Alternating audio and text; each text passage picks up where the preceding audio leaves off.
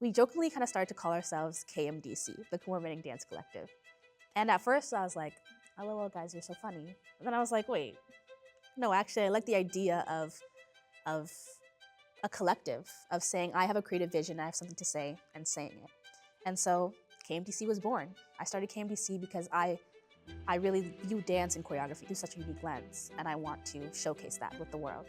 Hi, my name is Kemora Manning. I am an emerging dance artist, choreographer, and researcher, and I am also the founder and artistic director of Kemora Manning Dance Collective, KMDC. I started KMDC, it honestly started as a joke. I was working on a piece called The Color Line, and it was for a class, and kind of as my dancers and I started to perform it elsewhere, we performed at a dance immersion showcase, we performed at a few different spots.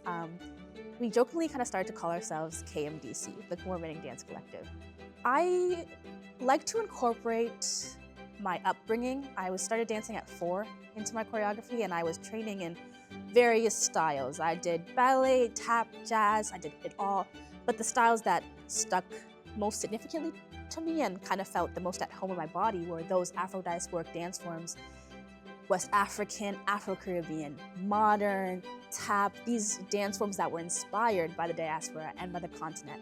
And so many aspects of them, the physicality, the technique, the finesse, Africanisms, the aesthetics of the pool, these are all things that I try to incorporate into my choreography.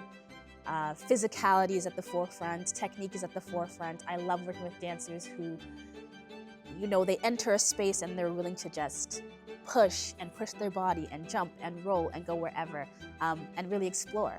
And I think, once you reach that tiredness, that brink, and you push yourself, you ask your body, what can I give today?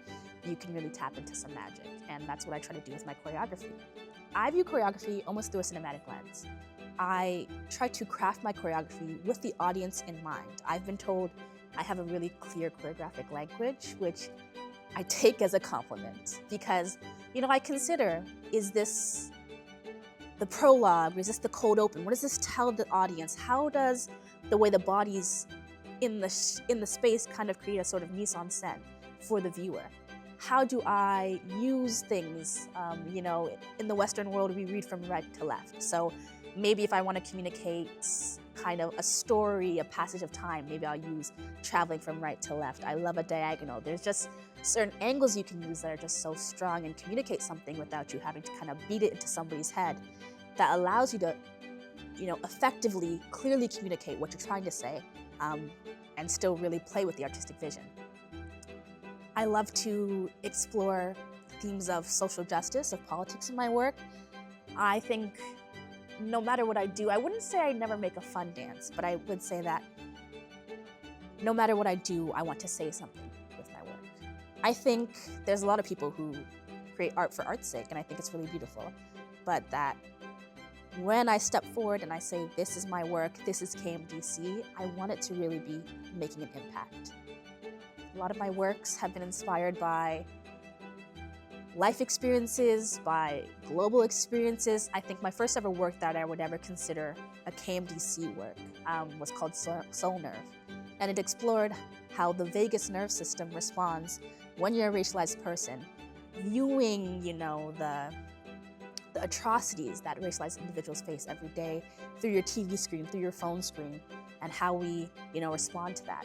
I followed that up with The Color Line, which was, about being a young Black woman in predominantly white school spaces. I followed The Color Line with Sunbird, which was inspired by the Palestinian struggle for liberation. And so I'm always trying to say something. And I don't know what I'm going to say next, but we've already been able to do so much with KMDC. We've just turned 1. It's our first birthday, and already we've been able to perform. We've been able to travel.